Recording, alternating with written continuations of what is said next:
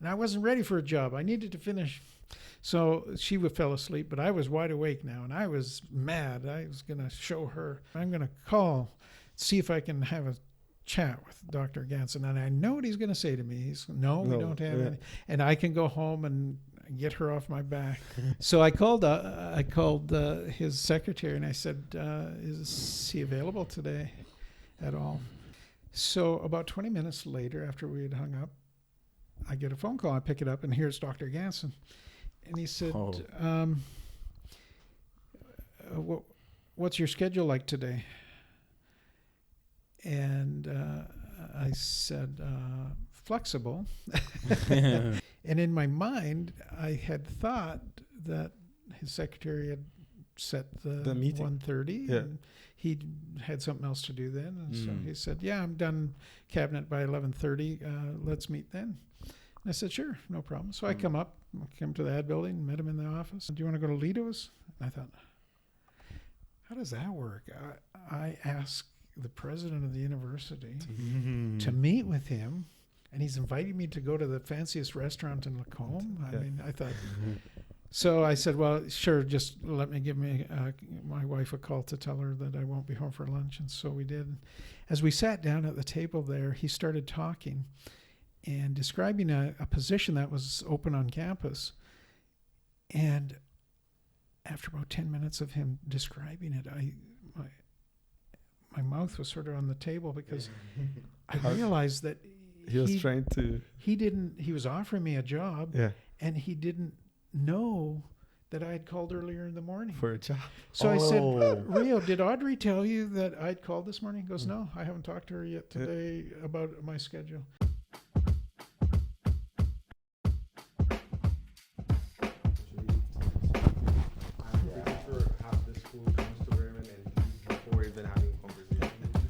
So it's like a good opportunity for somebody who has never met you.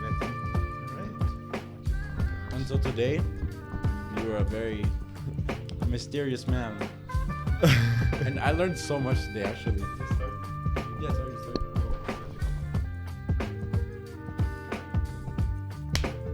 That was so weak. Now we're on. Yes. All right, hey guys. How's it going? Awesome. Yeah. We're so glad today for our special Christmas Under the Maple edition with Dr. Agrey. We're so happy to be here. Thank you for joining us. That was our goal beginning the podcast. Yeah.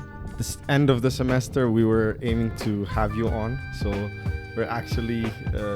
we've actually succeeded in making things work. It was like a ladder. Okay, who won the bet? Who won the bet? I guess you. I don't. It was the overarching goal, and it's kind of like the big finale, right? For the semester. And it was kind of a ladder. Yeah. I feel honored. Yes, no, we feel honored. After reading your bio, it's like, I feel honored. Yeah, so as I said, we just mentioned Christmas. So what do you think when you think about Christmas? Is it the season you like? Do you enjoy Christmas? What are your fond memories from maybe when you were young or a child? Or what are traditions you do during this season now? Sure. Happy to share about Christmas. Actually, it's one of my favorite seasons of the year, but I prefer it when the weather is a little bit nicer and you can get out and do some things. As a kid, I loved Christmas, of course. I think every kid does. I remember I was just thinking of the other day that my father's tradition, I think it was my mother told him before we got up on Christmas morning that you let them open the presents and then you take them outside while I do the cooking. And so we always had presents. Then we went to usually skating. Which was this? Which area was this? Around? In my hometown of Vernon, British Columbia. BC. That's where I grew up, although I was born in Williams Lake, but most of my memories are from Vernon, so I consider it my hometown. But so that's what we did on Christmas. As we raised our kids, we introduced, I don't think it was original, but we did the 12 Days of Christmas.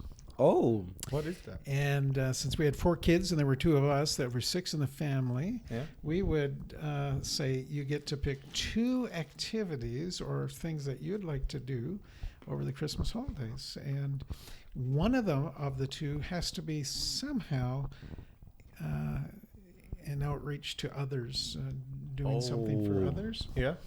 And so they'd come up with all sorts of wonderful things. We did a variety of things: skiing, skating, playing games, going to gym night. But then for the other things, we'd maybe visit somebody who was unable to get out. Or, I see. I used to take them, and now I continue the tradition with my granddaughters we'd go down to, say, Safeway or Superstore, and I'd say, okay, here's so much money for each of you. You go pick what you would think somebody who will have a hard time buying a Christmas dinner would like. Yeah. And they'd go and they'd have their money, and they'd have to figure out if they had enough to buy what they thought. Yeah. And at the end, we'd give it to the food banks. How many kids did you say you had? My wife and I have 4 children, and now 7 grandchildren. The youngest will be celebrating his first birthday next weekend. And your birthday was last week. Yes. Oh, Saturday. Sabbath, Yeah. So how did you celebrate it? How did we celebrate it? We haven't celebrated it yet, but as they would say in the South, we're fixing to. Yeah. I'm going to take 1-day holiday tomorrow. Yeah. And we're going to fly because my wife has an incredible talent of finding cheap airfares. Yeah. So she found a very cheap airfare to Victoria, British Columbia. And we're going to go there for the weekend and celebrate. So it was a bit of delayed, but I did get some lovely gifts from my kids and family on the weekend. But this is... I was there Friday while the staff celebrated your birthday at admin. And I was there when you said, "Oh, today is not my birthday. Tomorrow is." That's how I knew it was Saturday and it was last week. But yes, that's really nice. So you're always close to Christmas, your birthday. So that whole month was just celebrations and celebrations. It was. I always had a sort of rule which my wife has started to ignore, but I said I don't want any Christmas decorations or anything until my birthday has passed on the 2nd. I see. And then we can celebrate the rest of the month. But she forgot about that, and she decorated a week or 2 before. So. Oh no. True. So I was wondering, because only recently my family has kind of switched gears to how we celebrate Christmas. Because we realize, there's certain things that we should emphasize and whatnot. What does Christmas mean to you and to your family as well? Yeah. Well, in today's world, Christmas can get lost in so many different ways. But the real meaning of Christmas, we tried to inspire our kids with. Of course, we would give them gifts and so forth, but a little tradition that actually started, but we did when I was growing up, and then we continued when our kids were. We would start Christmas morning by reading Luke 2 and Matthew 1 together to get this Christmas story, and then talk about what we're really meaning about Christmas. We're giving gifts and we're receiving gifts, but the greatest gift, of course, is God giving us his son, and that's what we celebrate at Christmas. So that was how we sort of tried to ensure that the real meaning of Christmas was not lost in all of the craziness that happens around the busy season of Christmas. I actually wonder how it became such a commercial. Like I would have loved to have done some research.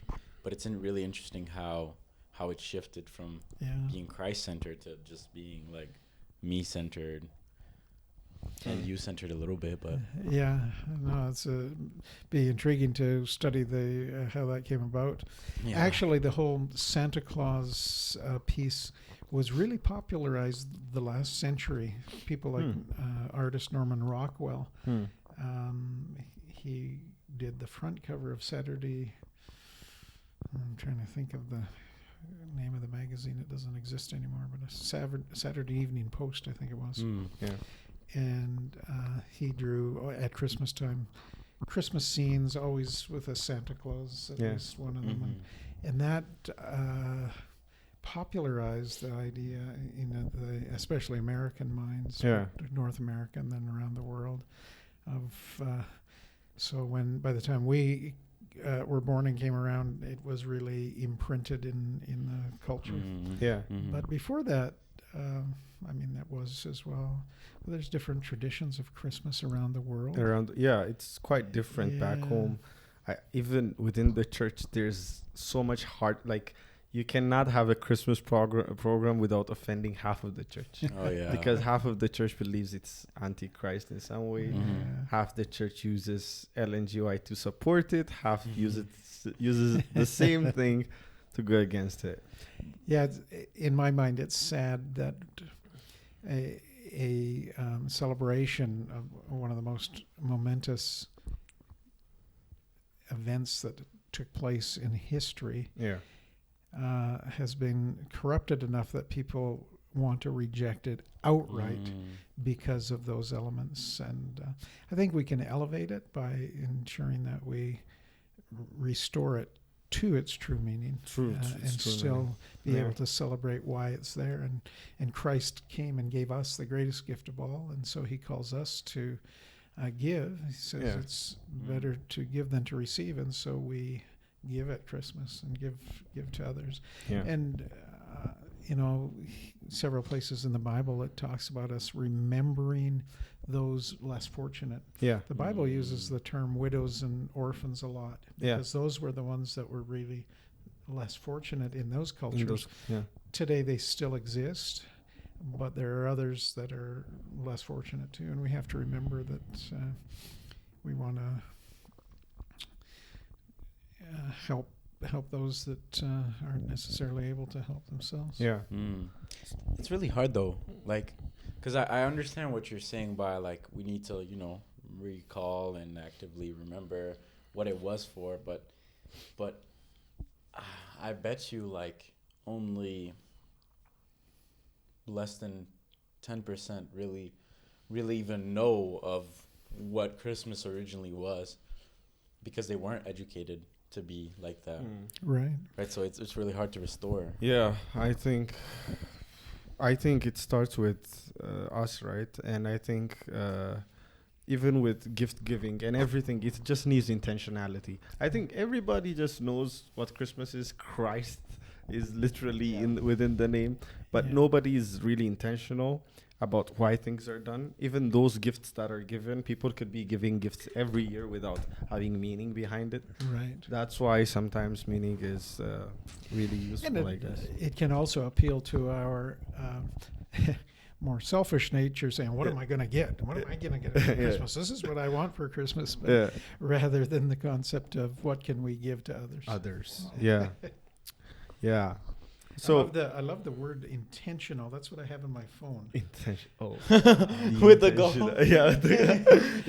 How does that correlate? Well, my wife designed this for me to put it on my phone. I don't have such technical talents, but she designed it.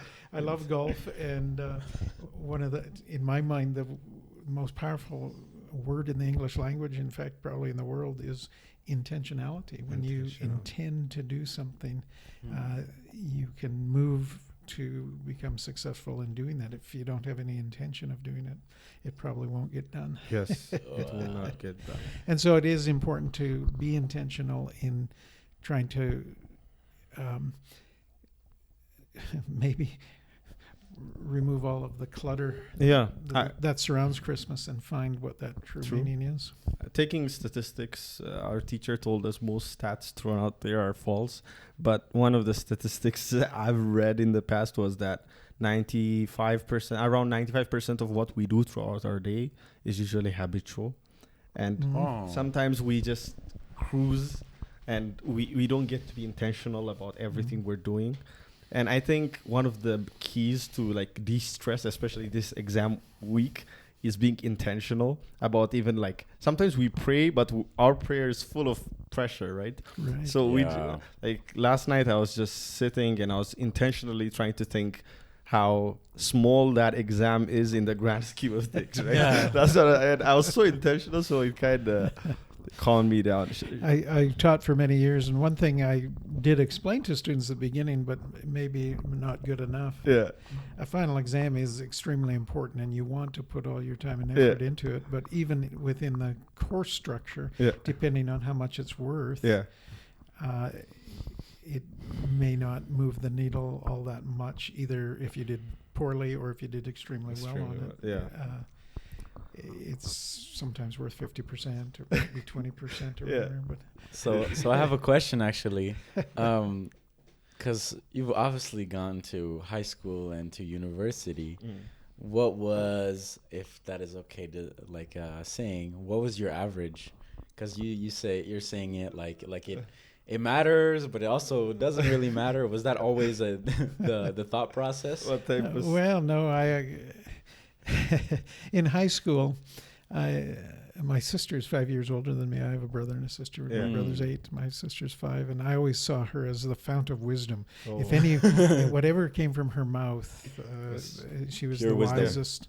Mhm. Yeah. And I remember her telling me, in high school, you have to work really, really hard because you want to get into a good college and do well, and she was right. And so through high school, I really worked out? I was I lived in this dormitory, one floor above. Oh, yeah. Well, that was in college, but my high school years were in West Hall. It was a Yes. dormitory at Yeah. the time. West And- Hall? Yeah, it was. It was. What? Yeah, all the offices on the 3rd floor were rooms. Oh, that makes sense.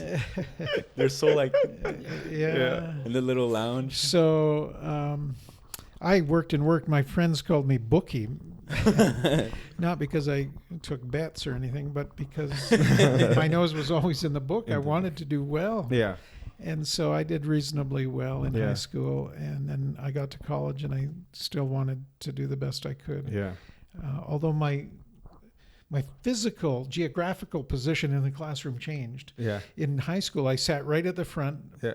and did listen to Yeah. what the teacher was saying, took Yeah. down everything. Yeah. First day of college, I decided I think the back gives me a better view. So for whatever reason, I sat in the back, but I still tried to do the best I could. I think this is a good shift of gear because I remember beginning of the summer, Dean Rolf was leaving Burman, so we had this yes.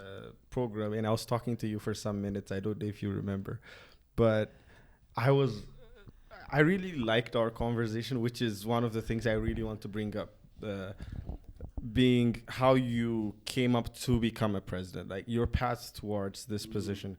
Because I remember you telling me you were not envisioning being a president when you started. So how was like for those people who know less about you per se, Sure. who are you as like where were you brought up? How was your high school life and college? How are those Sure. things? Yeah. Well, I'm a product of Adventist education. I went from grades 1 through 12. I guess 3 different schools, 1 to 6 in a school in what is known as Grandview Flats. That's not a postal address or anything. It's just a description where they had an Adventist school. It was a rural area. Yeah. Back then it was known by another name, but today it's known as North Okanagan Junior Academy. Yeah. And so I went grades 1 to 6. In my 7th grade year, in my hometown, which was about 12 or 15, back then we talked in miles rather than kilometers. So Yeah.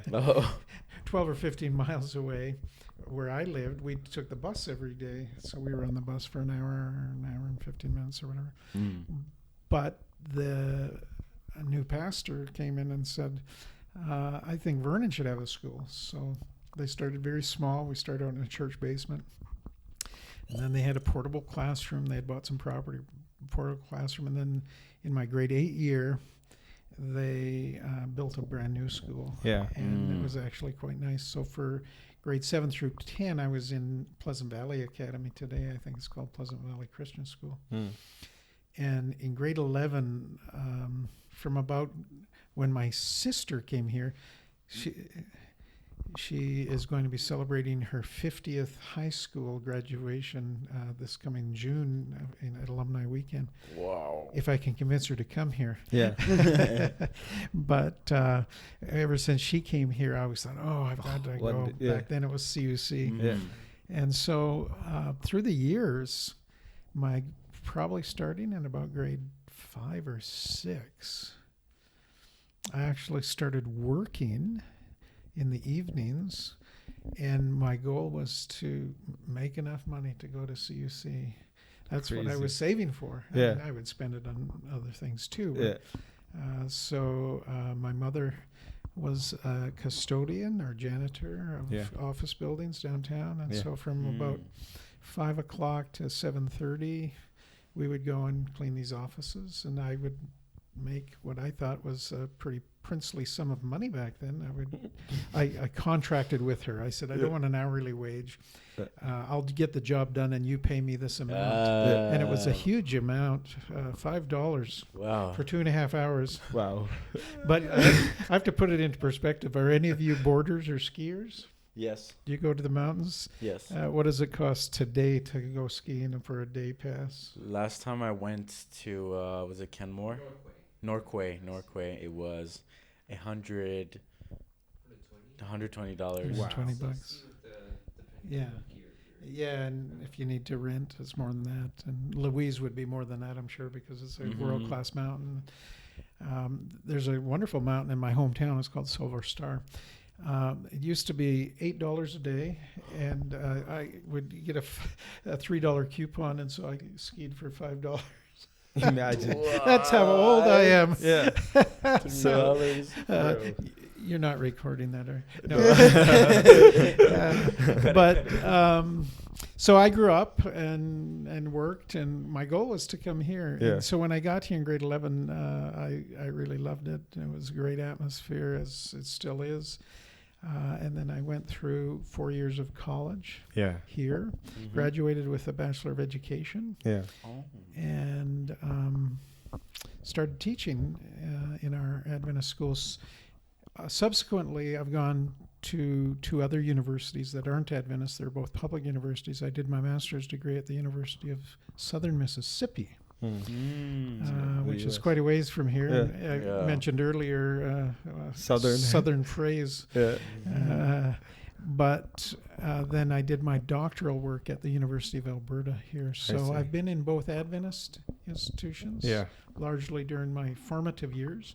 But in my adult years, I attended my graduate work at public universities. I'm very glad, for example, when I was at U of A, I could see what was available on campus and not too far away, and what was being promoted through the student newspaper. Some really unsavory type activities. And I thought, wow, I'm so glad that I went to a college or university that had different values. And I would have not wanted to send my kids even to a real prestigious university if that's what they had to go through as emerging adults. So as older adults where you've made your major life choices, I learned this from a previous president many, many years ago, but he said there's basically three choices that each person has to make in life. Who will you follow? In other words, are you going to believe in God? Who will you partner with for your life? And what will your vocation or what will your employment be? And once those choices have been made and settled, then the environment is quite a bit different at graduate level, and that's why I felt a little bit more comfortable going there. But until those choices have been really settled in a person's mind, it's nice to be in a school like Burman where you share values with other people. Wow. And as you emerge into the world of adulting, it's easier to make choices that you hopefully won't regret in the future. My sister happens to go to a university in Portland, Oregon. And that's a very liberal state, I may say, in the States. And she tells me how it feels to go to a college there. And whenever I share videos of like praise team, church activities, or things we do here on campus, which is a very small school here, the school she goes to is a very like prestigious school per se. But we would always have these conversations, and she would give me this perspective to be more happy at where I am, right? Hey, you don't even know how much that experience you have is what I wish I had, because not everything is directly paper, right? So usually we forget those things, intangible things that we get. No, for sure. And what's interesting, a lot of people think that Burman is too expensive for them, so they need or don't have the money to do anything else but to go to a public university. Just a couple of weeks ago, I confirmed what I had known for quite a while. Yes, our tuition is more, but when you count the total cost of tuition, living expenses, room and board, and all the other fees, we're actually lower than the national average in Canada. So it shouldn't. It does cost money to go to university. There's no question, but it shouldn't deter a person from thinking, "Oh, I can't go there because it's too expensive." That shouldn't do it. So you mentioned how those three choices are really key in your life. Every person has to come to them in one way or another. When did you come to your second choice together? Well, I met my sweetheart here when we were in high school, believe it or not. High school? Today, I can understand you're laughing. We thought we were so grown up. We thought we had the world by the tail. Oh, man. And I was in grade 12. She was in grade 11. And we met. And did you start dating then? we started dating then. She lived in this dorm. I was in West Hall. Yeah. And it's a funny story. She... for Girls Open House. Yeah. She sent a letter over to West Hall. She says that she just picked up what we used to call mug book, today's Faces. Yeah. Mug book. Yeah. And scouting report. She just started with the letter A. And my last name. She sent a letter over, said, would you accompany me to Girls Open House banquet? Yeah. And the funny thing was, I wasn't on campus. Back in the day, if you had a certain grade, you didn't have to write finals. It was called exemptions. And I had exemptions in all my courses, so I had a week off, finals week in high school, January. Yeah. So I went home to Vernon. And I was having a good time there, going skiing. And meanwhile, without me knowing it, she sent this letter and said, would you join me? And I wasn't there. Oh, no. But I called back to my roommate. What type of phones did you have back then? You just yell. That was the next step, was the cans with the string on them. Well, they were rotary dial phones. Yeah. Hated numbers with zeros in it because they were the longest one. Oh, yeah. But anyways, I called back and I was just chatting to see how it was going. And my roommate said, you have a letter at the desk. And I said, oh, really? What is it? He says, I don't know. Looks like it might be from a girl, though. I said, well, go get it and read it to me. Yeah. So he got it and he started opening. He says, whoever this is, she has the most beautiful handwriting in the world. which she does. It's Yeah. and it was the invitation, and so I said, "Oh, okay. When I get back on Sunday, I'll respond." Yeah. Little did she know that that's what was happening. Yeah. And so she was getting mad. She Yeah. thought, this guy hasn't answered Oh, me. no. He's Yeah. not even polite enough to answer me. Yeah. And so she marched over, I think, the next evening, Thursday or something, says, I'd like that letter back then. And I said, oh, there's no letter here for you. And so she was puzzled then. And I came back Sunday, and the ice rink used to be there down in a valley, which it doesn't exist anymore. Oh. It's been filled with dirt. Yeah. Trying to level it out more than back in the day, but the rink used to be down there. So our actual first unofficial date was going skating on the outdoor rink. Yeah. So that's how it all started. Wow. Wow. That's What a such a- Canadian love story. Because I knew the end, obviously being you guys together, so I was not like intention, I'd say. But halfway, I was like, "Oh, this is going crazy." Yeah, I was just imagining all the things that would happen in the girl storm, her and her friends. Why isn't he replying? Yeah. All the things that happen these days. Yeah. So yeah. That was my grade 12 year. We dated for 3 years, and then we got married. After 3 years? 3 years. Which Wow. is still very young. Were you in university? I Brent? was, yeah. I was actually, I'd finished my second year, and I'd taken a task force position, sort of like student missionary, but it's in Canada. Yeah. So I Mm. took a teaching position out in Saskatchewan in a Wow. little tiny town called McCrory. And at Christmas that year, we got married. We three have failed. Oh yeah, because No, my Going into wife. our third year. This last December,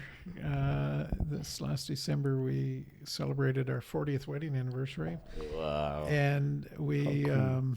sort of look back and we laugh how young and foolish we really were. Thankfully, our kids, the next generation, Yeah. waited a decent time like you are waiting. We're happy and it worked out well. We have children, but it's much wiser to probably get settled in life a little bit. And Yeah. What do you think were We want to visit this topic later on, but like we want to. What? So you became a teacher directly after you Right. graduated. Mhm. Was it Deer Lake? Not immediately, no. Oh. I went back to the Manitoba Saskatchewan conference, and I taught Oh.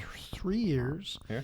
in our junior academy there. Back then, it was called Saskatoon Adventist Junior Academy. They changed their name to Riverview Christian School, I think. Mhm. Then I came out to Chinook Winds Adventist Academy and taught 5 years in Calgary. Calgary. It was the year we moved was the year before the Olympics in 1988. You wouldn't remember those because that's too long ago, but we held Winter Olympics. Winter or? Olympics, yeah. And our school was right next to Olympic Park. As you drive, Yeah. you can see two things coming down Stony Trail if you're going out to ski, say at Norway. Coming down on Stony, you'll look up and you'll see the new ring road continues. You could keep going straight, or you could instead of turning to Banff. But right in front of you is Canada Olympic Park, and just to the right or the west of it is a big school on the side of the hill, and that's Chinook Winds Adventist Academy. Oh. And it was brand new that year. I was there for the first year when they opened. Enjoyed 5 years. It was wonderful. Then I moved here to Parkview Adventist Academy, PAA, and taught 6 years. And then I took the position as principal at Deer Lake. Was there for 4. Yeah. So this like principal thing, is it kind of recent, or is it more of like you've been in the area for a bit? The first time, huh? For the 15 years that I was teaching before I became principal, I thought that teaching was something that I loved so much I wouldn't do anything else. In fact, when I was at PA, I was teaching social studies, preparing students to write the Socials 30 exam, which is a provincial exam, and enjoying it immensely. Just thought, this is where I'm going to retire. This is a wonderful job. You enjoyed teaching. But then it was funny, the year that I had signed a contract. It was finishing my sixth year. I was going to go on to teach the next year at PAA. But I remember the date, May 31st, I received a little, back in the day, telephone messages would come on little slips, and it would say to and from, and the message on it, and you're supposed to call them back. So it was a message from the British Columbia Conference superintendent. And I thought, they're probably wondering what, if I would give a recommendation for a student teacher who's gone through PAA. I see. And when I called, they said, would you be interested in becoming a principal at Deer Lake School? Oh. And up until that time, up until about 2 years before, my answer would be absolutely not. I have no interest in administration. No, thank you very much. And that was the end of the conversation. But I had a similar conversation 2 years earlier about another school and whether I would, and I gave that answer that I always gave. Yeah. But in those intervening 2 years, I would lay awake at night and thinking, if I were principal, I'd do it like this. Yeah. Thinking that I had all the answers. Yeah. And so when that phone call came, I said, well, I'll at least look at it. I wasn't looking to be, I had no intention of doing anything else than what I was doing. And believe it or not, I still, we did Sabbath schools for PAA students back then. Let's go. Represent. But anyways, I went out there, and I remember Deer Lake, of course, is in Vancouver, Burnaby. And I flew into Abbotsford on a Sunday. I went to the school, met with the principal who I'd graduated with here. Yeah. He was the principal then, just going to mission service in Guam. Yeah. Mm-hmm. And so he showed me the school, and it was a nice school, although a little bit dated. Chinook Winds had been brand new. Mm-hmm. I moved to PAA, and they had just added on a totally brand new part. I see. And I got a brand new classroom. So maybe I was a little spoiled or whatever. I got to the school, it wasn't quite so new. And I remember calling back home to my wife, and she says, well, what do you think? And I said, nah, I don't think so. I think it's not. But I said, I'll give 2 days more. I've scheduled to be here during school time. Yeah. Mm-hmm. And so I went on Monday, and by the end of Monday day, I realized that if I ever was going to do administration, that would be the school to do it in. It's a tremendous school. I still think that is probably the best Adventist school we have in the North American Division. It's just tremendous. Why? The reason why is I could feel it intuitively, but I didn't know why until I went there. And I discovered that it's just a school with totally multicultural. There's no one culture that is dominant. And yet it has a school culture that is just family oriented, meaning a school family. Yeah. In fact, they used to sing when I was first came there, and they had been singing it for a while. For our worships, they would sing the song "Family, We Are Family." And then we had a young girl. She was in grade 9. She came to me one day and she says, "I've written a song. I've written a song for our school." And I said, "Oh, really? What is it?" She says, "I call it the Deer Lake School Family." And I think they still sing it. It was a really great song. She was a great musician. She came out here, became a teacher, and ultimately ended up teaching at Deer Lake School. So she wrote the song, and it just described really what Deer Lake was all about. And I really felt it was a real privilege to be there. Yeah. I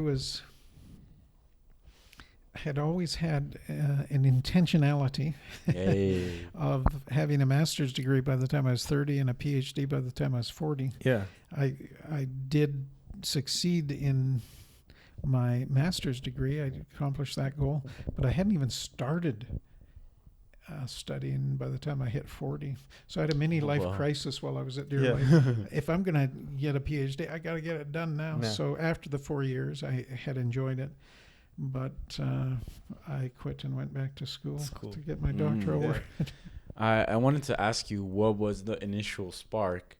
Because you haven't really spoken on that, and it's always interesting to get to hear people's story of like why music, why sciences, and why theology. So what really sparked that passion for teaching and education for you?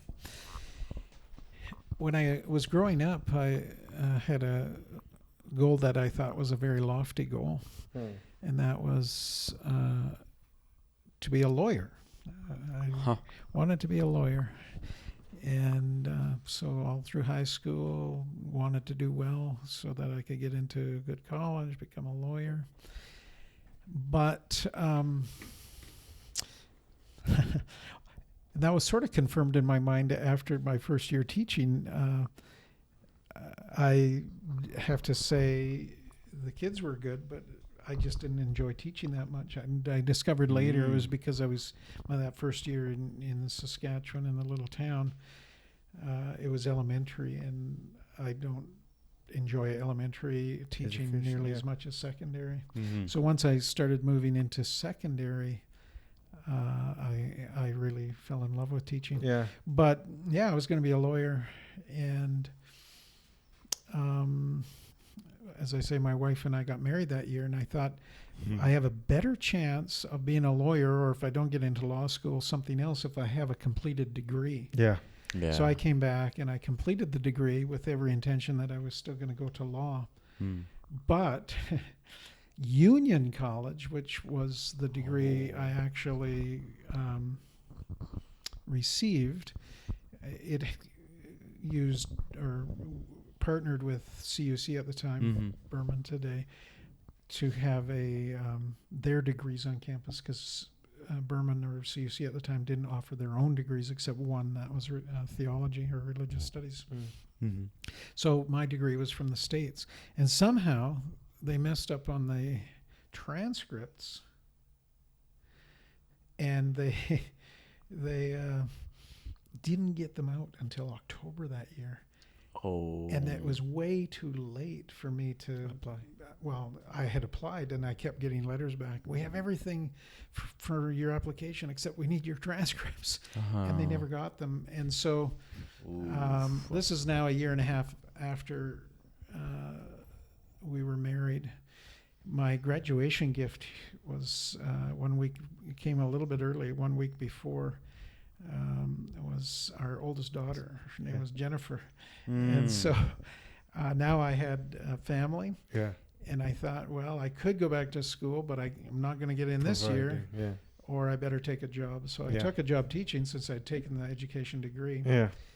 And even after that year, I remember telling the superintendent, no, I have no intention. I'm going to go back to school and become a lawyer. But for some reason, he didn't act on finding a replacement for me. And so I entered the second year, and that's when I really fell in love with teaching. So I really didn't have an intention of becoming a teacher to begin with.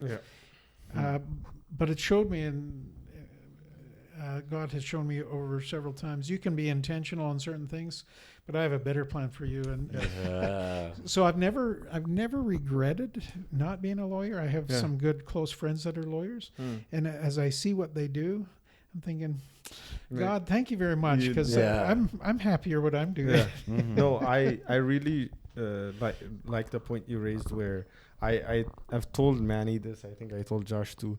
I intend on being a teacher at some point, but I would enjoy being a teacher at a college level, a high school level, where so much of those nurturing skills would not be required as we per se. And it would be much more of a direct molding process. And if I have enough amount of years in my career that I could share, being a teacher, I think, is my end goal, because I just feel like it's much more of a and I would say go with your gut, because if you feel that upper secondary or even post-secondary or higher education is where you would feel most comfortable, pursue that.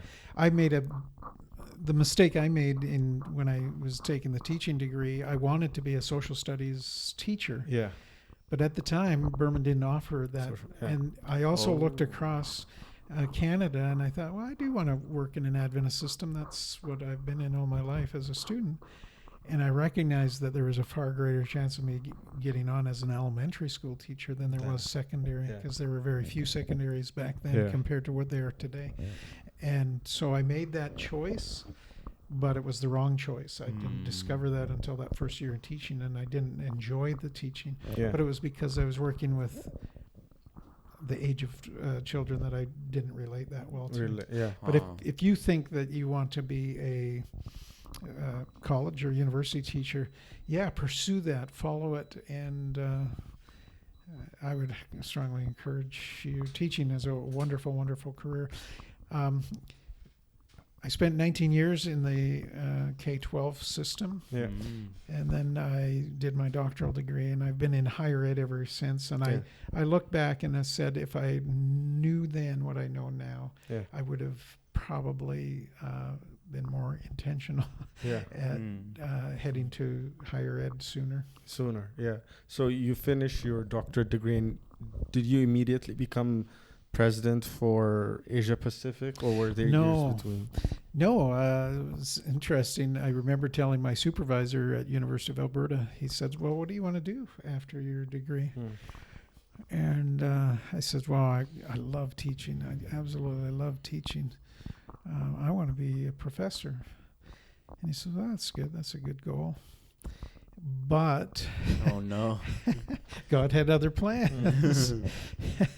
I don't know if we have time for me to tell you this. But oh yes, please. We were living here because our kids were in school, one in university, one at PAA, and our two boys were in CHCS. And my wife, when I was thinking of going back to school, I said to my wife, she had just finished her nursing degree or diploma in BC, and she started nursing. And I said, would you be okay if we lived in poverty for a couple more years? Because she had been home most of the time with the kids, and so we lived on one income, and it was pretty tight. I said, I'm afraid that if we get used to two salaries, it's going to be almost impossible for me to go back. She wasn't too terribly excited about it, but she agreed to it, and I have been very grateful and thanked her for that. But because of that, I ended up going back full time to university for my doctoral degree. I'll tell you a secret. U of A said you need to spend 2 years in residence and at minimum for this degree. I interpreted that to mean that I had to go full time 2 years and then do my research. What it really meant is you have to pay tuition for 2 years full time. Doesn't matter how many courses you take. You have to register for at least one course, and all the other courses you can fill with research credits, pay for those full time. But many of my colleagues were taking one course at a time. But I went back thinking I had to go absolutely full time. Which was actually a blessing in disguise, because I was able to finish much quicker. My wife was very thankful for that. I remember one night I hadn't finished yet. I came home, or I was at home studying, and I went to bed, and she came home from her evening shift at Red Deer Hospital. And she said to me, have you talked to Rio yet? Dr. Rio Ganson was the president of Burman at the time, or CUC. And I knew what she was saying. She was saying, you need to get a job. She said, I find it very difficult to carry the financial load. And I was a little bit ticked, because I was on the tip. I was just on the tip, ready to start my research, ready to get this. And I wasn't ready for a job. I needed to finish. So she fell asleep, but I was wide awake now, and I was mad. I was going to show her. So that I know when I get up this morning, I'm going to call, see if I can have a chat with Dr. Ganson. And I know what he's going to say to me. We don't have any. And I can go home and get her off my back. So I called his secretary, and I said, is he available today at all? And she said, well, it's cabinet this morning, but should be done by 11:30. I said, well, he'll probably want to go to lunch. Is there anything in the afternoon? And she said, yeah, why don't you come at 1:30? I said, yeah, that'd be great. So about 20 minutes later, after we had hung up, I get a phone call. I pick it up, and here's Dr. Ganson. And he said, what's your schedule like today? And I said, flexible, because I was just at home studying. And he said, well, can we meet at 11:30? And in my mind, I had thought that his secretary had set the meeting. 1:30, and he had something else to do then. And so he said, yeah, I'm done cabinet by 11:30. Let's meet then. And I said, sure, no problem. So I come to the ad building, met him in the office. He wasn't finished. And I waited around for 15 or 20 minutes and finally came down. I said, oh, sorry. He said, it went longer than I thought. But he says, do you want to go to Lido's? And I thought, how does that work? I asked the president of the university to meet with him, and he's inviting me to go to the fanciest restaurant in Lacombe. I mean, I thought... So I said, well, sure, just let me give my wife a call to tell her that I won't be home for lunch. And so we did. As we sat down at the table there, he started talking and describing a position that was open on campus. And after about 10 minutes of him describing it, my mouth was sort of on the table because I realized that he was offering me a job, and he didn't know that I had called earlier in the morning for a job. So I said, Rio, did Audrey tell you that I'd called this morning? He goes, no, I haven't talked to her yet today about my schedule. I said, I wasn't in your... He says, no. Crazy. I thought he was just... and he offered me the job. And so I said, yeah, I'd be interested. And so I went home, and my wife said, well, what did he say?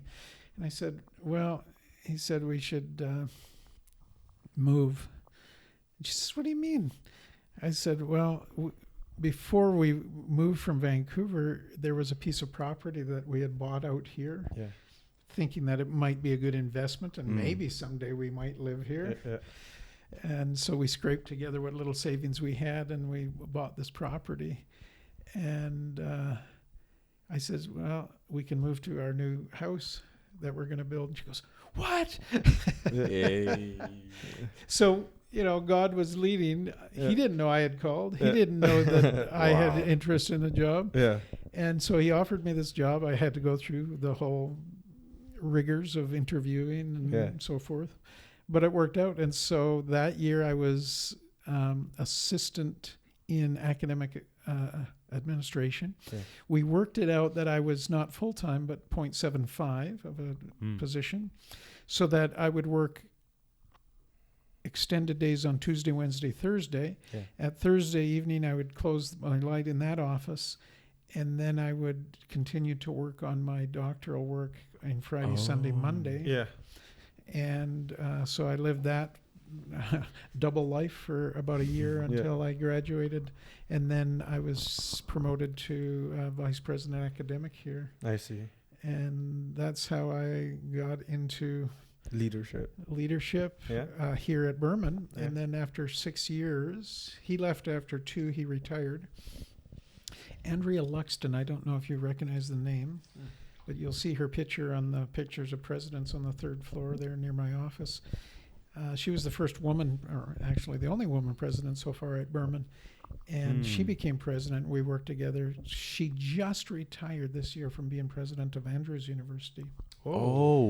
Yeah, she's a tremendous administrator. I enjoyed working with her for those 4 years. And interestingly enough, she got called to Andrews, and I got called to Asia Pacific the same year. Wow. The top 2 positions in the university, and they're both leaving.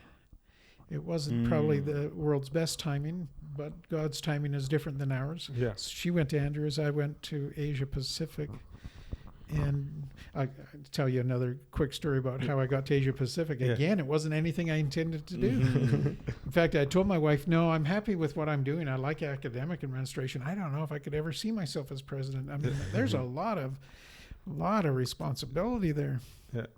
I said, Dr. Luxton has small feet, but she has huge shoes to fill when she leaves. And so I was looking for a professor here, and I couldn't find it. And so I'd heard of a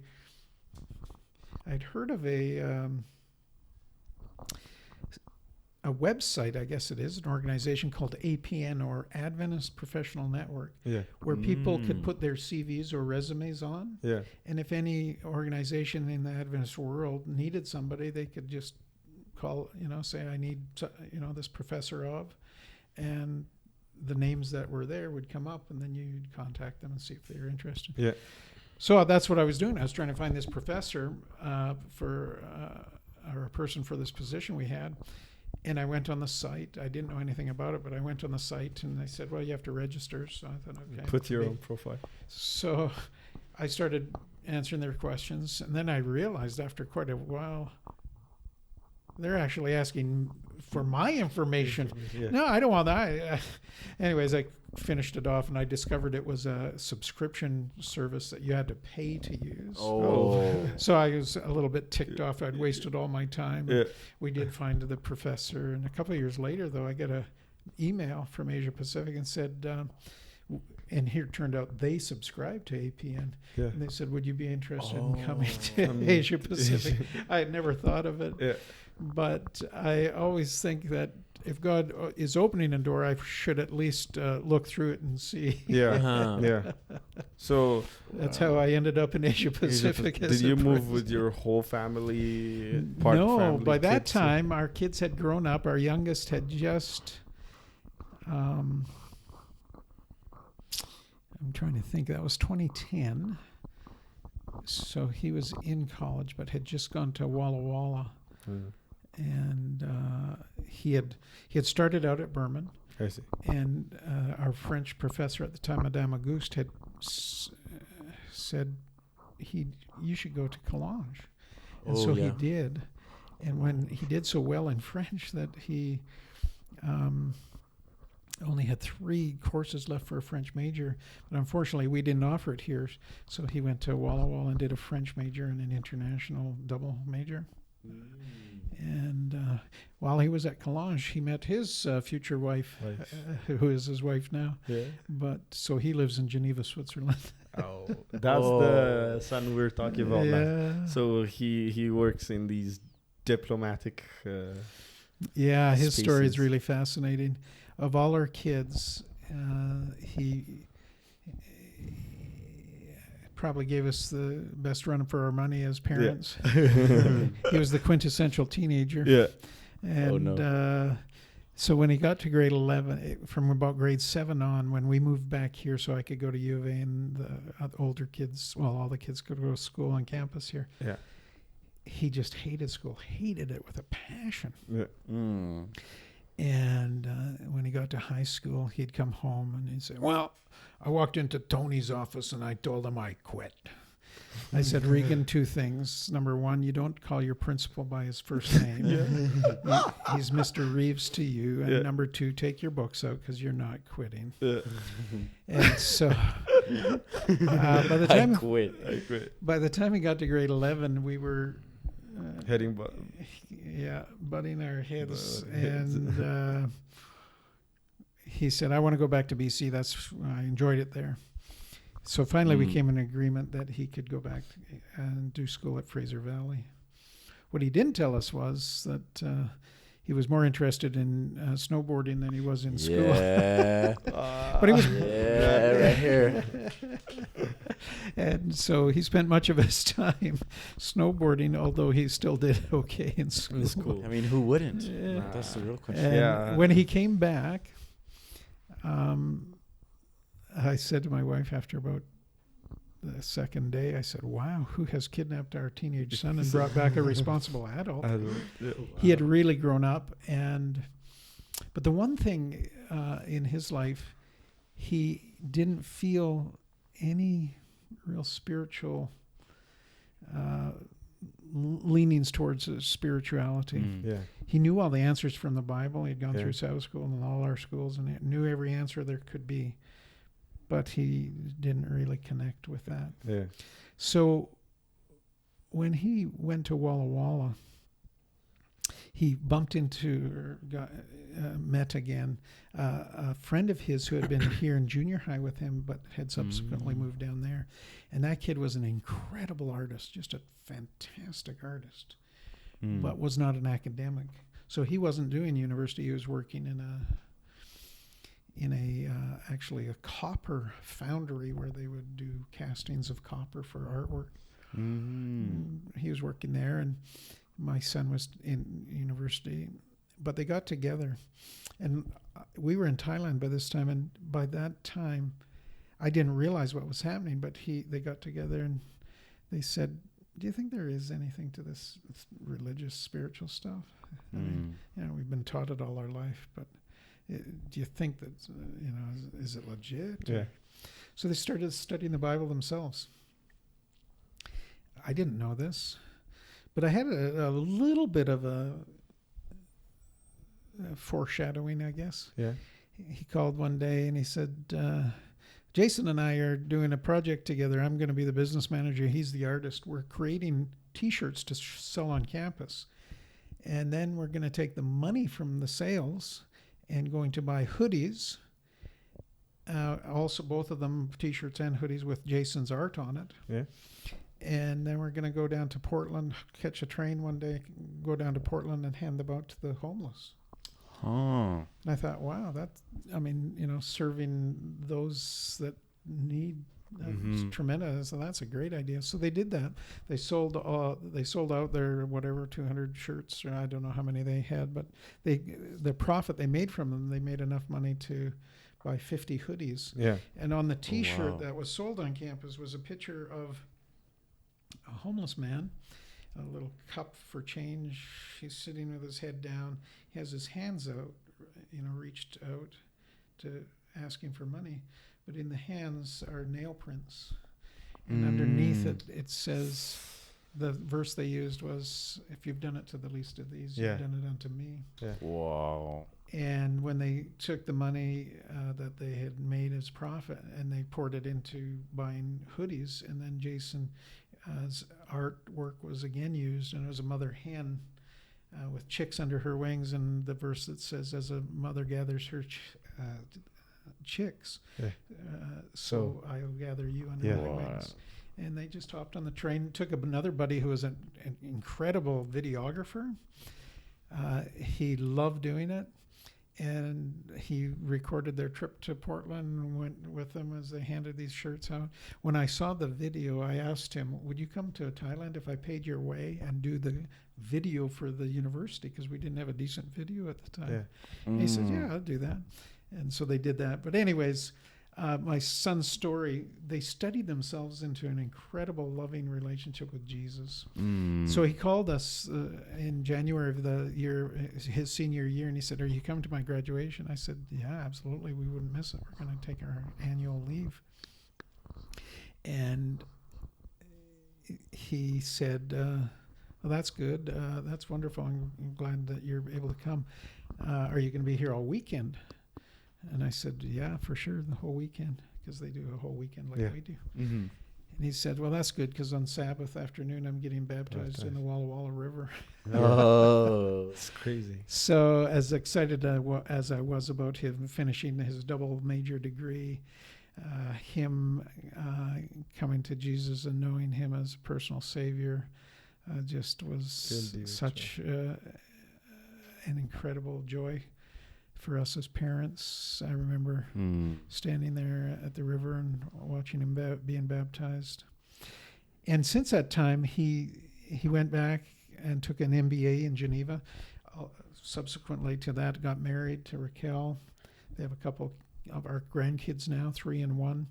And but he started working in the Swiss financial industry.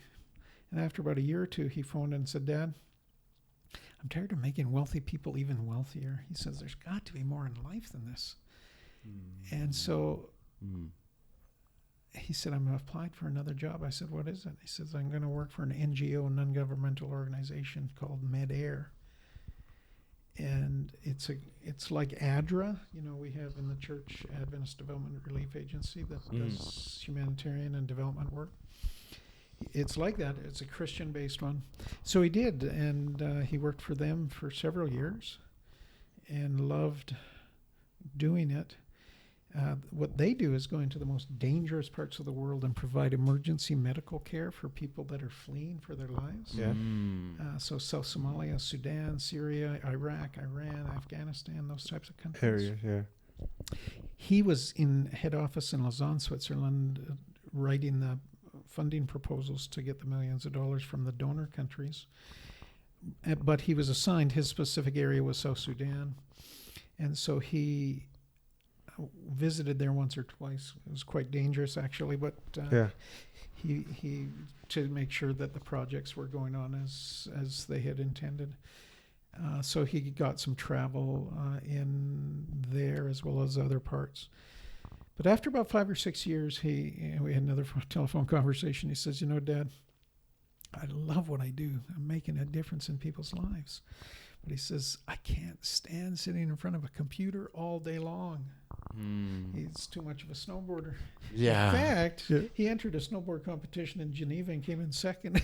Oh, Manny would have been his best friend if he was here. I thought you were going to say Manny was going to be first. No. I thought, you were probably there and the gold.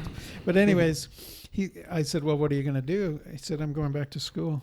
I said, really? What are you going to take? Are you going to do a doctorate in business and teach at, a college or university? He says, no, I'm going to go back and take. No. I'm sorry. Yeah. He said, no, I'm going to become a teacher. Oh. And there was a long silence on the phone. And finally I said, Regan, you know the irony of this, don't you? Yeah. He says, no, he says, I just need to be active. And so he is training now to become a phys ed teacher in Switzerland. Oh. Unfortunately, they didn't accept any of his credits from Walla Walla. Or, of course, it's teaching and not business. So, of course, nothing in his applied. So he had to go back and do a phys ed degree.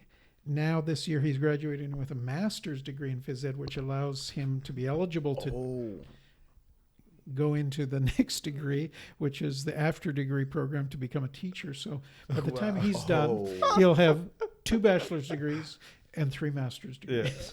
Yeah. He's ran away from phys ed. He didn't get enough of education when he was young, so he had moving to Switzerland. I mean, that's where the snowboard is, Before we move on from the move to Asia Pacific, which Thailand, David, our friend, comes from there. That's right. Yeah. So, how was the cultural shock there? Yeah. Like you moving to Thailand. How did you experience that? I was watching some pictures and videos of you in Thailand. Oh, really? 5 years memories. Trying to research you. And I saw some wild videos of people just celebrating you, like honoring you, right? I come from a culture that has many layers to it too. Right. So I could see how it could have been hard for you to move there and embrace it. How was it? Yeah. Very, very good question. We did a 3-week training called Mission Institute to try to help you understand that as you enter into a different culture, things are going to be significantly different. Both Shelley and I had always wanted to have a missionary type cultural experience. But until you experience it, you don't realize really what it's like. The university there, Asia Pacific, it's probably the nicest campus we have out of the 118 or 19 universities and colleges we have in the world. I haven't been to all of them, but the ones I've been to, it's just an incredible campus. Wow. So to be considered a missionary, it was hard to even. You were having too much living fun. in this beautiful presidential mansion. The White House. When we drove down the street on the faculty housing, I said to Shelley, wow, I feel like I'm in Disneyland. Big houses. I mean, just. But fortunately, the people are. The Thai people are so nice. They actually remind me a lot of Canadians, but they're so nice, so polite. And over in those cultures, teachers are considered to be very. They have high levels of respect for them. Here, we're more egalitarian in our approach in North America. Teachers are considered to be, a little bit maybe higher and should have some respect, but not necessarily. I understand it. I come exactly from that type. But over there, it's very different. They have a special term in their language for a teacher. It's ajan, which is a term of respect. And so they call you by your first name over there. I was Dr. Loren, but my wife was Ajan Shelley. And so they're very respectful. And there are those layers, a hierarchy of levels of respect that need to be given. And so they have what is called the Y. This is how they greet. They don't do a handshake. They hold their hand like this and greet you. And depending on how high you hold it is depending on who you're talking to. So if you're talking to, your buddy, it's down here. If you're talking to a teacher, it's here. If you're talking to a Buddhist monk, it'd be here. And if you're talking to the king or royalty, it'd be here.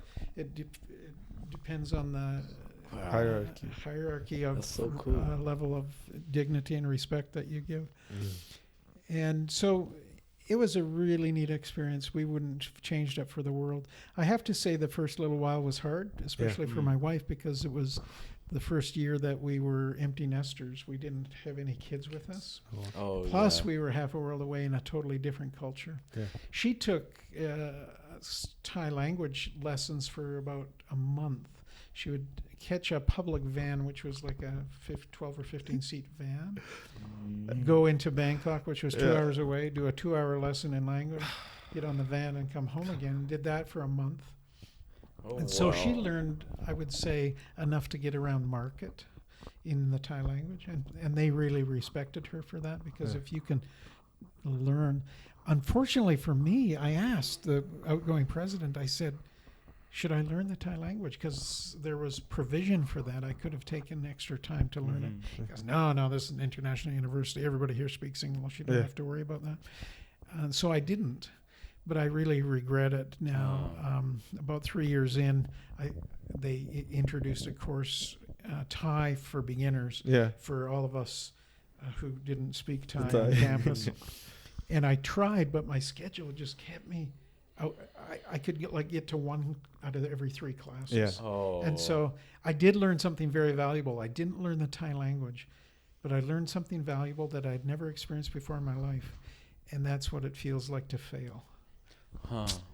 And I remember going into Ajahn Tantip's office after about 6 weeks, and I said, Ajahn, I am so sorry, but I'm going to have to drop your class because I can't be there enough for me to learn. And I know that you really want people to have success in your class. So I felt really bad because it's the first time I'd ever failed at anything. But it did give me empathy for, understanding students who may have things in life that, some hardships. But she was gracious. And I do remember one day, though, in class, she always wanted to pick on me. She would describe all these Thai words for things around, and then she'd say, Mr. President, what do you think this is called? I remember one day she was describing the light switch and the light and the emergency handle for fire and everything around the classroom. And then she said to me, Mr. President, what do you call this? Yeah. And she pointed to the emergency handle for fire. Yeah. I said, Ajahn, I am so sorry. I do not know. Even though you just told me, Yeah. I do not know what you'd call that, but I do know what I would say. And she said, what would you say? I said, I would say wing rio rio, which translated in English means run fast. Yeah. Wing rio rio. It's so awesome. We have 2 students here. One's finished already. One is finishing this year, David Sundaresan. Yeah. Yes. His parents are professors over there. Yeah. And his dad and I were the poorer students in that language class. Neither of us succeeded, but my wife was in there. And, of course, she had the advantage of having that earlier language. So she was the star pupil. Oh, and yeah. Of course, Oh, she learns languages very well. Unfortunately, I wasn't able to keep up to her standards. Oh no. I wanted to ask you because I mean, pretty much everyone is going to deal with some leadership at some point in their life. Some people more, but you being, I mean, pretty much from the get-go in a position of fairly high leadership to a position of like, I don't want to say supreme, but like very elevated leadership. How has it been for you, and what does the journey look like, and how is it for you now? Yeah. As I say, I had no intentions Especially with that. of becoming a leader. I loved what I was doing, but God, I think, has a sense of humor, and He says, I have other plans for you. Yeah. But leadership is not easy. And that's what I had sensed earlier, and that's why I wanted to avoid it. I just wanted to enjoy what I was enjoying. But it turns out once I got into leadership, even though it's very intense at times, and you are responsible for everything that happens ultimately. I've come to really enjoy it, and I enjoy it as much as teaching. So, how did I come to leadership? Accidentally, I guess. Yeah. I wasn't intending it, but as I ended up first as principal and then as academic administration, I wanted to do the very best that I could, and so I would read as much as I could in academic leadership, in just general leadership. I would take courses and seminars and go to conferences on leadership. Am I the top leader? Absolutely not. But I always keep to try to improve. When I came here, I told the faculty at my first meeting with them, faculty colloquium, I said, I'm not the smartest person. There are many people on this campus that are more intelligent than I am. I may not even be the best leader, but I went through several things that I'm not, but what I can guarantee you is I'll put my heart and soul in trying to be the best leader I possibly can. And what I've learned is I like to compare it to, if you want to use a metaphor, I like to compare it to an orchestra. Or possibly a choir, since we have a great choir on campus as well. We have both. The person who sits in first seat violin or, whatever, is probably a better technical musician than the conductor, because the conductor is doing something totally different. There's probably several in the orchestra, maybe many, that are actually better technical musicians. But that's not the job of the conductor. The conductor's job is to bring those brilliant people together, help them work as they best can, and then produce the music that they do. And it's under his baton or her baton that we enjoy that wonderful music. And so I sort of see leadership and the presidency of a university similar. I may not be the best professor. I may not be the best researcher or whatever, but if I have the ability to draw out the strengths of each one and together collaboratively, work together. I think that's what success looks like in leadership. In leadership. Mm. So, sir, talking about leadership in this, as you said, you were never like planning to become a leader, and I hear this argument from people about nurture or just personality towards leadership. How much does that play a role? I don't know if you are more of an extroverted person or introverted person. How do those things, personality traits, play in a leader? And what are some of the valuable lessons you've learned in the hard times as a leader? A good example being COVID and the years at the beginning. Later on, after we came, 2021 was a challenging year. I remember even having a conversation with you about it. Yeah. So,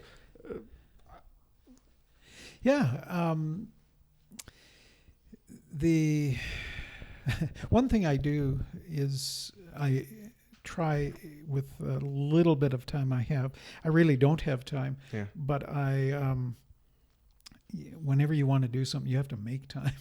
And so I do. I invite every student association president to come for a half hour a week and just for mentoring them in leadership. And so we spend time going through book together and learning leadership tricks, but or not tricks, but how your question dealt with leadership. Just sort of, do you mind personality? How does personality play a role in leadership? One of the real principles in leadership is you don't have to be a natural born leader. Which I can say I'm not. You mentioned extrovert, introvert. I probably naturally am more introverted. Yeah.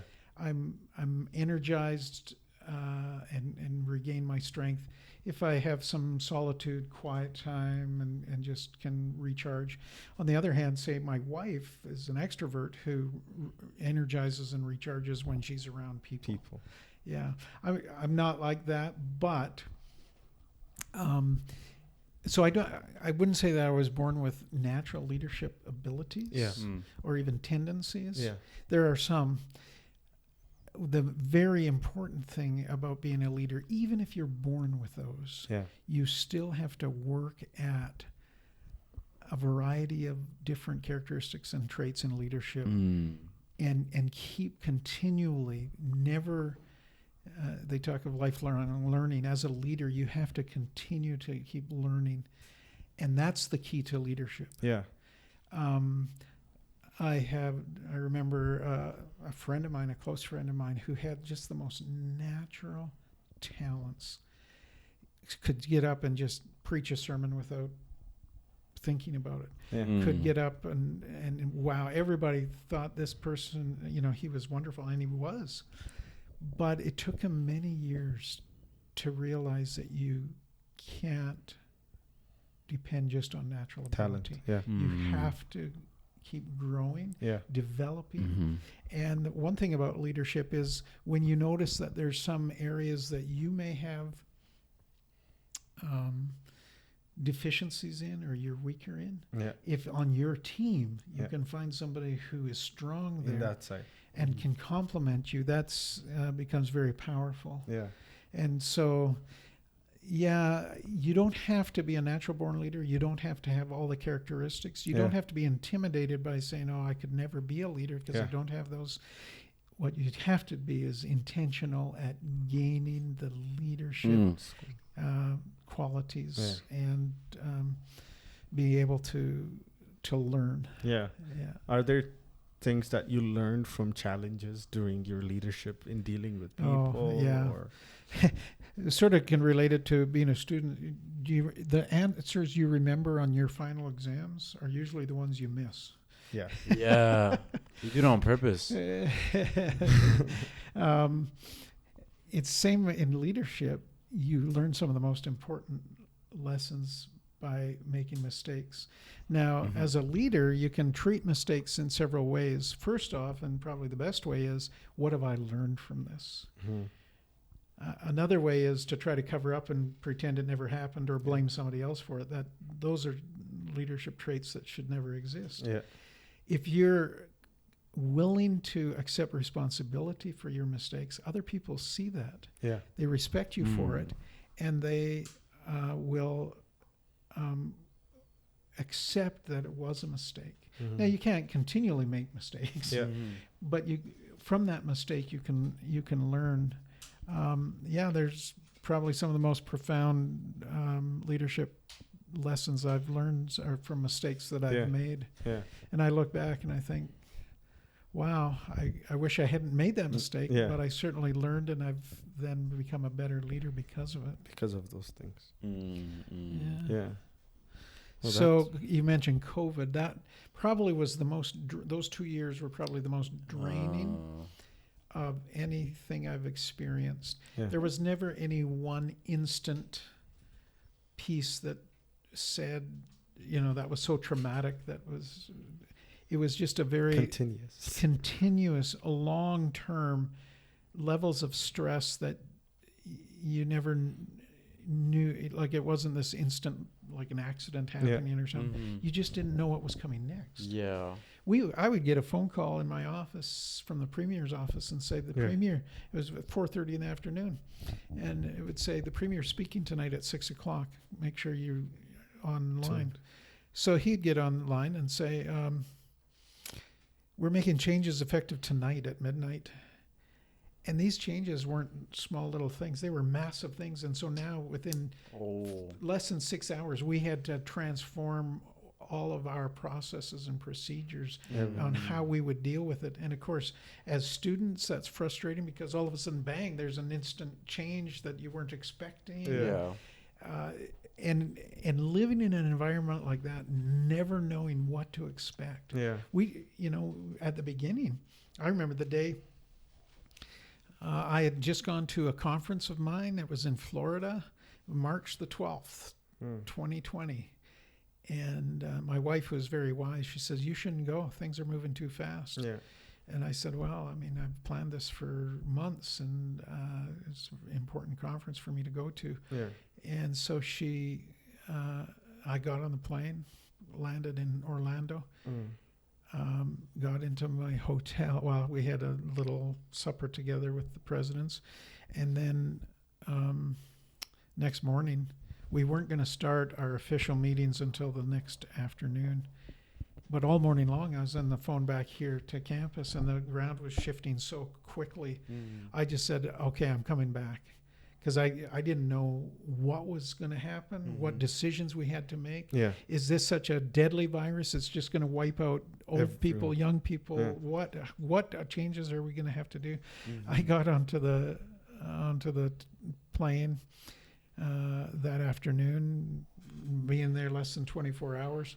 I remember the stewardess or the flight attendant said to me, she goes, you were on here yesterday, weren't you? She recognized the bourbon. I said, yeah. She says, I thought you were. I said, yeah, I got to get home. And unfortunately, 2 hours before we landed in Calgary, the federal government put in the restriction that anybody that's coming in from out of country had to be quarantined for 2 weeks. Oh, no. I was at home, at least, but during those 2 weeks, I had to, do Zoom and stuff, and we just had to try to lay the road as we were walking it. Nobody knew the answers. No one knew what was happening. And so that type of thing was very, very difficult. It's interesting because we used to, you remember the app, like the Burman Alert app? I've forgotten about that. But thankfully, we don't have to use it. I don't think I've never really used it. It was such a stressful time that time that praise God it's in the past. We'll try and wrap up as we go, but we don't want to miss talking about golf, right? Yesterday at the beginning, we know that you're a member. You do really know me. You're a member of the golf club here in Lacombe. Well, at the nursery, which is it a called the Lacombe nursery? course. So, first question is, who, in your opinion, is the greatest golfer of all time? And why is golf considered a very hard game? I don't play golf, but I hear that golf is a very challenging game. So why do you like it? Only the elite play. And then some of the rest of us too.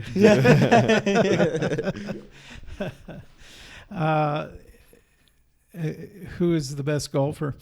I used to watch or not watch golf, but if I was cruising through the channels and seeing it pass, I'd say, "Who in the world would ever watch that?" Yeah. These announcers would be a kilometer or two away in their studios and talking in very quiet voices. Yeah. It's not like other sports. But the question I was asked at my interview, unofficial interview that day with Dr. Ganson, he said, "Do you golf?" Yeah.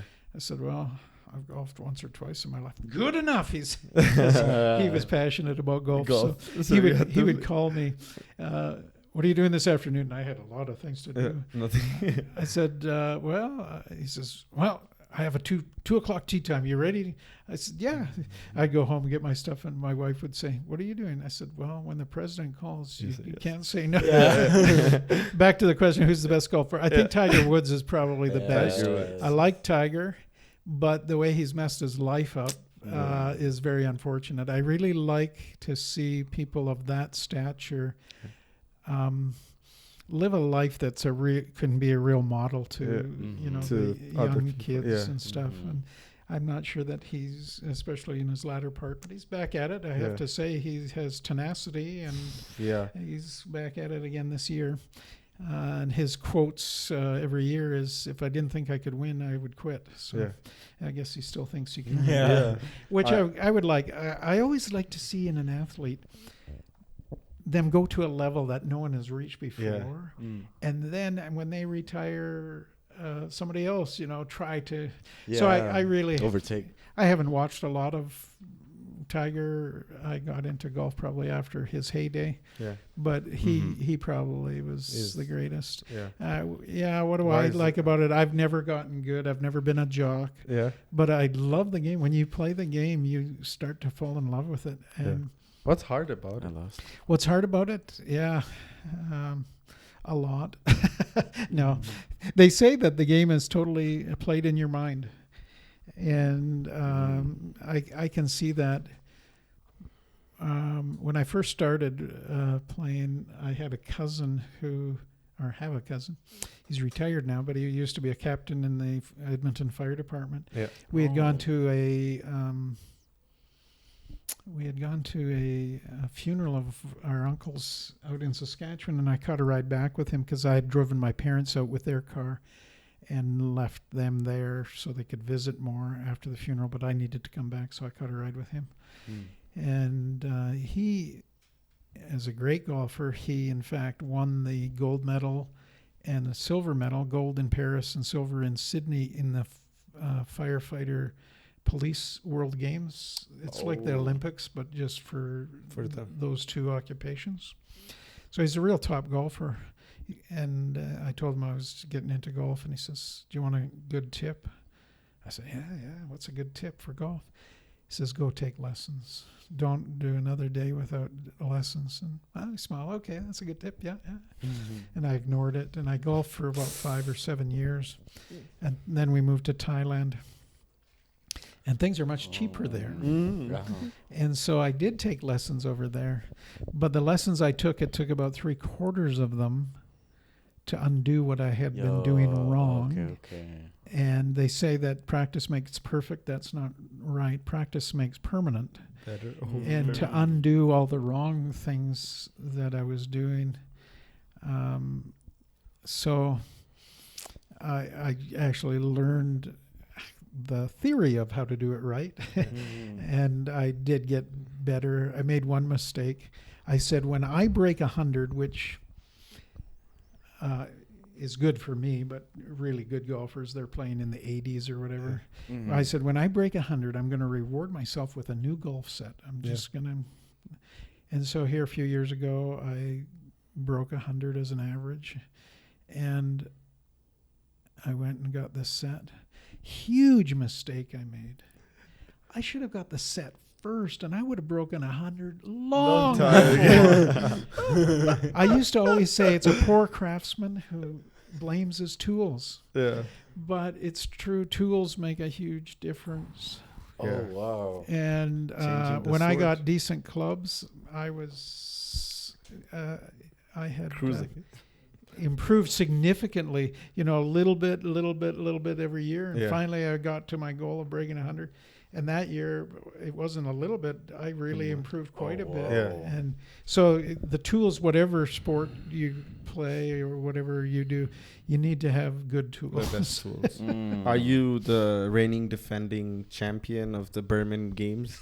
There's a staff games, right? It happens like Yeah. Well, have you ever been with buddies and they're so talented at something that you just sort of ride along in their coattails and Yeah. you get all the accolades as well. That's how it is with me. I think this Who's last the year best our Burman? team did win the Oh. Burman Okay. golf championship, yeah. and we got the award, and my name is there. But it wasn't anything I did. You did. I was fortunate to be placed on On the the team park. with some good Hey. players. I see. I heard one of the goats is JR. Oh, JR. Oh yeah. Apparently he goes every Friday. Oh, I didn't know. At least during the summer. That's We're Yeah. gonna ask him. Well, what's interesting, and here's a tip for you if you ever do get into golf and want to have a cost-effective way to play it. Yeah. There's what's known as a corporate membership, meaning if you have a business, Yeah. and it's very extremely expensive, like $10,000 or $12,000. Oh. But what we did, we just took the name of Burman University, and Burman puts no money into it because we don't pay for our people to golf. Yeah. They have to pay for themselves. Divided this amongst. We divided what it gives you. A membership gives you a game a day for 7 days.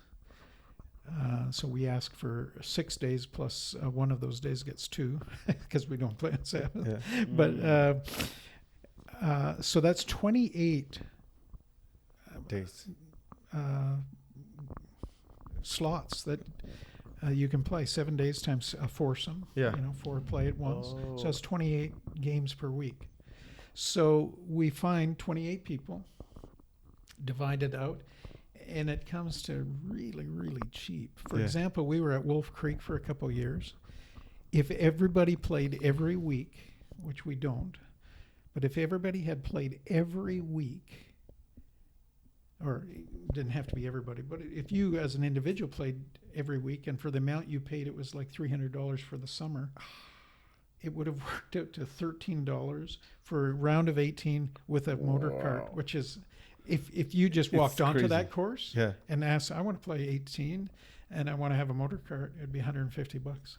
Just wow. So 10%. The day after the season ended, I said to Daryl Huther, our vice president of finance, I said, Daryl, because he's a tremendous golfer too. Yeah. He and JR, we have a few great golfers on campus. Oh. I said to Daryl, what is the business model that allows that to happen? I mean, that wouldn't even pay the gas that Yeah. goes into the cart. Yeah. He says, I don't know. The next day they declared bankruptcy. Whoa. Oh no. So subsequently, we've gotten onto 2 other courses, Using the same method. Panoka and Lacombe. Yeah. I played in Panoka 1 day a week on that thing. Yeah. For a couple. I said I'll take a half share, so I played every second week. Yeah. But I've been so long out at the nursery all the years that I've started. I've probably been there 10 or 12 years. That I find it difficulty to ditch them and just stay with this. So once a week I play with the guys on campus. Yeah. And then I fly out at the nursery. So. With the other team. Wow. But I've marginally gotten better. But the really good golfers, I just stand in awe and say, wow. Yeah. Maybe one day. I'll get here. Oh yes. So we have this tradition. Well, it's not really a tradition because we only started it like last time. But I told you a little bit about this earlier. But this is questions. There's some really good questions, some really deep questions. Could be easy part. Yeah, it But might we don't be. know. It might be what's your favorite color, or it might be what is your opinion on something complicated. You'll see. Okay. All right. I'm going to go to the bottom. I'm sure there's something good at the bottom of this. Oh, you picked the What is wrong it? one. I picked the wrong one. I'm just Oh, kidding. I no. don't know. That's the question. What is your favorite type of music? Oh, okay. It's Wow, pretty well, shallow. That's not bad. My favorite type of music is Southern gospel. Oh. Wow.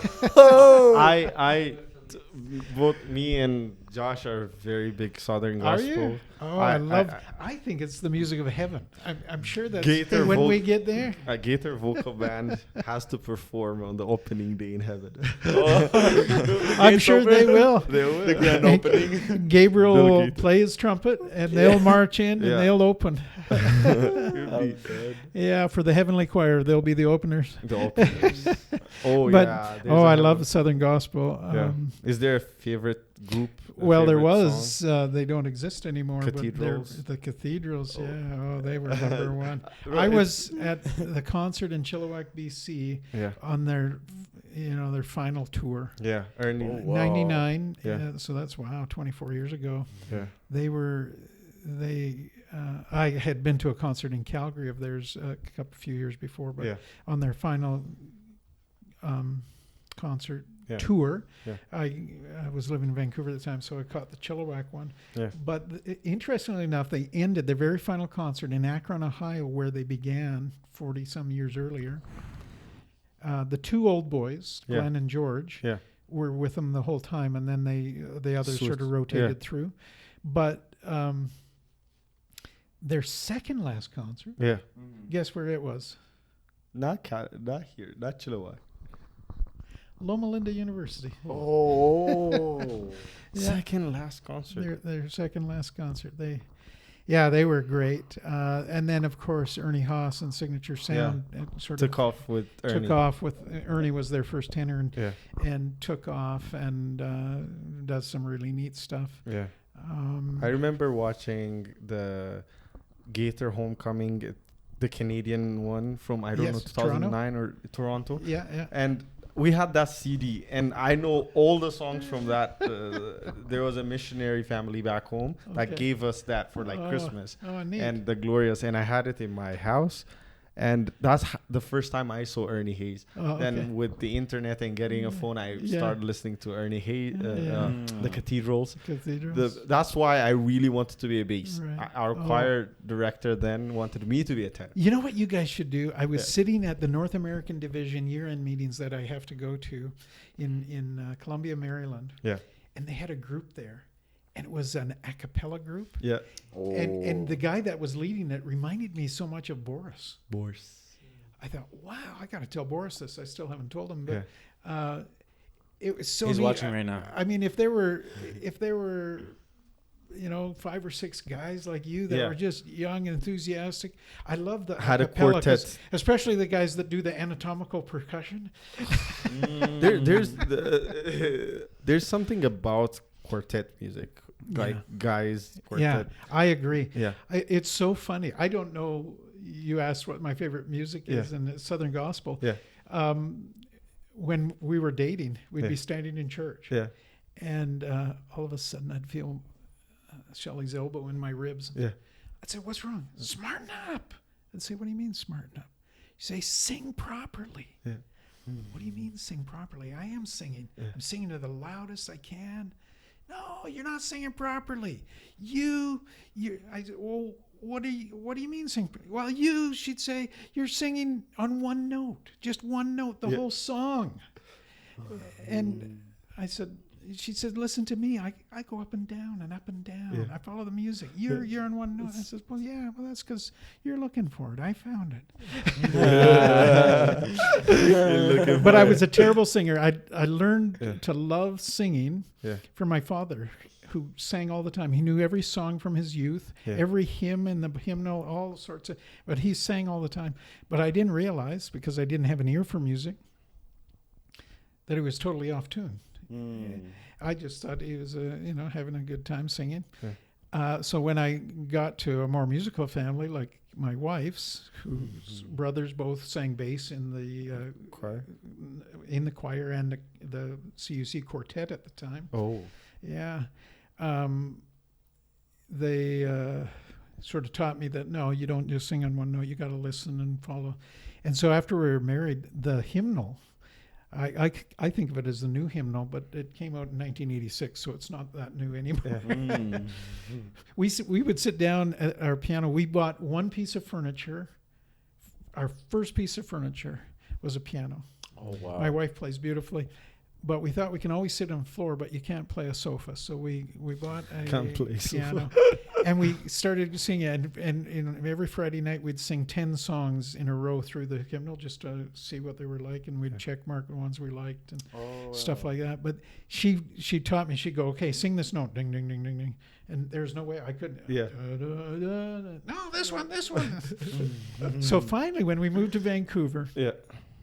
I said, okay, I love singing. I love Southern gospel music. I'm going to learn to sing. So I went to night school. Wow. Vancouver public school has, and every city has it, but they have night courses that you can take, not like a college course or whatever, but just learn to do what you want to do. Yeah. So it was called Discover Your Singing Voice. Yeah. And so I showed up the first night. There were 8 nights. I showed up the first night. There were about a dozen of us there, and the lady was really nice. She said, I here to teach you. She said, let's just try a song. It was like Twinkle, Twinkle, Little Star or something like that. So she played it on the keyboard, and we tried to sing it. And I could tell by that time from what I'd learned from my wife that every one of us was totally off. Yeah. And I was trying my hardest not to smile, Yeah. but I couldn't do anything about myself being off. Yeah. Everybody else was off. Yeah. And she just, calmly played away. And okay, that's great. Well, next week we're going to pick up, and after 8 times, it was amazing. She had us singing together, and we were all on tune. Yeah. Oh. It wasn't harmony, but at least we were able to follow the melody line.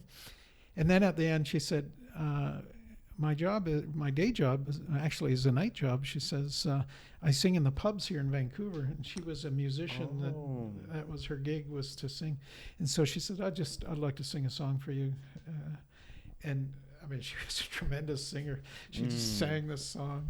So shortly after we moved back here, my wife was down on the football field watching a football game. I guess I was in Edmonton studying or something. And she ran into a lady whose husband was taking theology or religious studies, and who happened to have started a men's chorus on campus. It was called Men of Faith. Oh. And she said to Shelley, yeah, James does this. And Shelley says, oh, my husband would love to sing. She says he doesn't sing very well, but he'd love to sing. She says, well, tell him to show up Friday night at the church at 6:00. And so I did. I just showed up with bells on, thinking that. So James says to me, his name's James Anderson. He's currently the pastor in Bowmanville Church. And his wife, Kathy, is the secretary for the Seventh Adventist Church in Canada, President Paul Llewellyn. But he says, well, so I sang along with them, and sort of with great trepidation, sweating. And they were singing some nice Southern gospel music. And at the end, he says, well, it's nice to have you here. He said, here, let's sing this song. I'll have you sing this song, and we'll see how you do. Yeah. And so he stood and played the song, and I sang it. And fortunately, he was singing it as well. And I had gotten to the point that if I could hear my line, I could sing it. Yeah. I haven't advanced much beyond that. But if I could hear it, I could sing it. Yeah. And so I sang the song, and I remember the last note was really, really high, like a high G or something. Yeah. Only the top first tenors could get it. Yeah. And he said, well, you've done it. He says, you've done, welcome. He said, I'll put you as first tenor. And it turned out it's not my natural range, but he needed first tenors. So I sang with some great first tenors. There were some students here that were fantastic over the years. Eventually, I transitioned over to second tenor, which was mostly lead, and I felt more comfortable with that.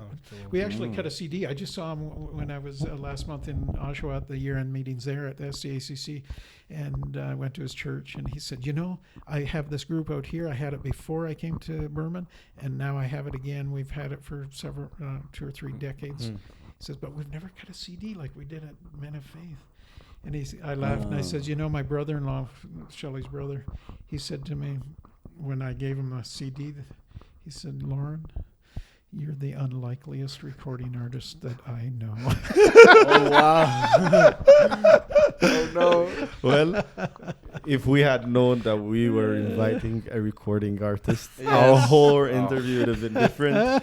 Yeah. Thank you very much for Oh, joining wow. us It's today. been a delight. Thank you for Yeah. inviting me. We haven't even gotten through everything we Oh, wanted, but it boy. was so fun. I was just saying yesterday to somebody who's older than I am, I said, you know, when you get to a certain age, Yeah. you have all these stories to tell. So I'm sorry Yeah. if I told too many No. stories. No, it was We'll have to fun. invite you again. Yeah, Next now I semester. feel like we have to do it again once we get somewhere, but we're really thankful for what you do for us and the campus. I bet this interview would open up who you are to more Mhm. people who want to know a little bit more about who you are. Well, And- yeah, no, thank you so much for inviting me. And really, what makes it all worthwhile, even on days I get discouraged and don't like my job, which doesn't happen very often. I love my job. And the saddest thing about my job is that I don't get to be with students Yeah. nearly as much as I can. So that's Yeah. why I come to Sabbath schools and Mhm. Vespers and Yeah. stuff, because Yeah. it's the time of week that I have a few minutes that hopefully can spend time with students. Mhm. But yeah, it's just a real privilege. And when I think of what I do, if in some way can make life better or help a student achieve the goals that they've set for, I feel I've accomplished my purpose. Purpose. Well, All right. We thank you very much, sir. Yeah, thank you so much for Well, joining. Thank you. Thank you for the listeners for being here. And We'll see you next time. All right. next year. Next Yeah. year. We'll probably post Hopefully. something during Christmas. Yeah. That's the goal. Merry Christmas. Merry Christmas. Merry Happy Christmas, New Year. everybody. Have a good one.